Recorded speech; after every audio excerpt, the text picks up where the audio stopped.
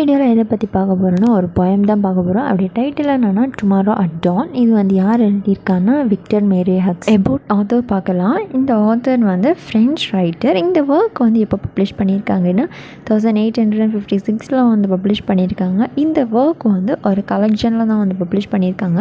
அந்த கலெக்ஷனுடைய நேம் என்னென்னா லீ கான்டம்ப்ளேஷன்ஸ்.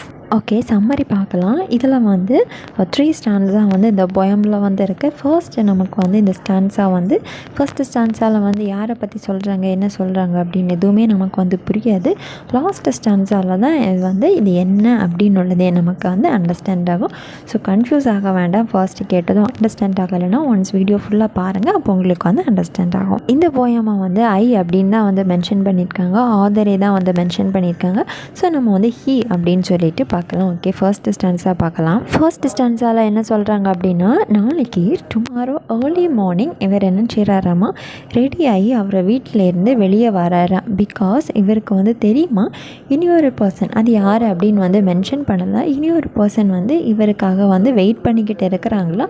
ஸோ ஒரு நாள் 2 நாள் இல்லை, ரொம்ப நாளாக வந்து வெயிட் பண்ணிக்கிட்டு இருக்கிறாங்களா.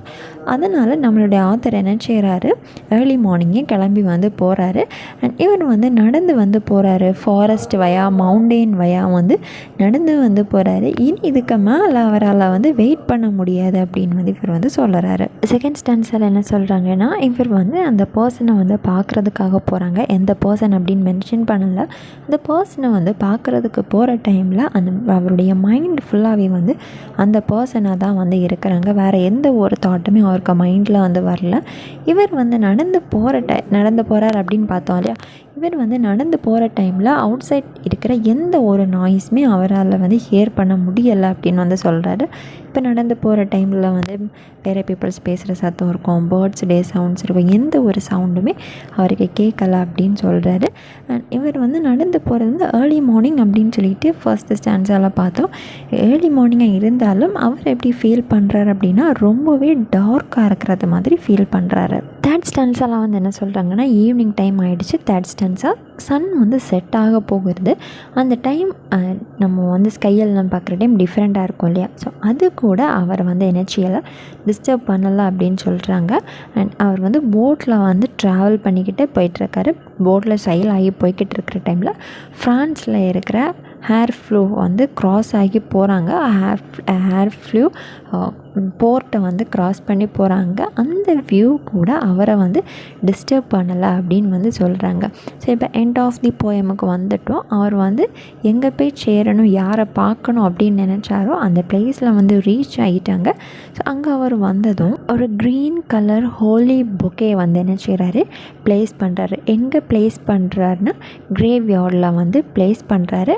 And ஹெதரிங் flower.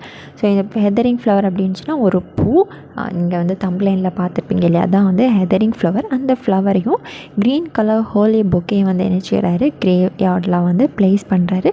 So end of the போயமில் தான் அவர் வந்து ரிவீல் பண்ணுறாரு, ஒரு டெத் பர்சனை பார்க்க வந்திருக்கேன் அப்படின்னு சொல்லிட்டு எண்ட் ஆஃப் தி போயமில் தேர்ட் ஸ்டான்ஸாக லாஸ்ட் லைனில் தான் வந்து ரிவீல் பண்ணியிருக்காங்க. ஸோ ஒரு டெத் பர்சனை அவங்களுடைய கிரேவ்யார்டில் வந்து ஃப்ளவர் வைக்கிறதுக்காக தான் என்ன செஞ்சுருக்காங்க, ஏர்லி மார்னிங்கே வந்து ட்ராவல் பண்ணி அண்ட் நேச்சரை கூட பார்க்காம என்ன செஞ்சுருக்காங்க, வந்திருக்காங்க. ஸோ இவ்வளோ தான் இந்த போயம். இது எல்லாருக்கும் புரிஞ்சிருக்கும்னு நினைக்கிறேன். இதில் ஏதாவது டவுட்ஸ்னால் காமெண்ட் பண்ணுங்கள். லிட்ரேச்சர் வேறு ஏதாவது வீடியோஸ் வேணாலும் காமெண்ட் பண்ணுங்கள்.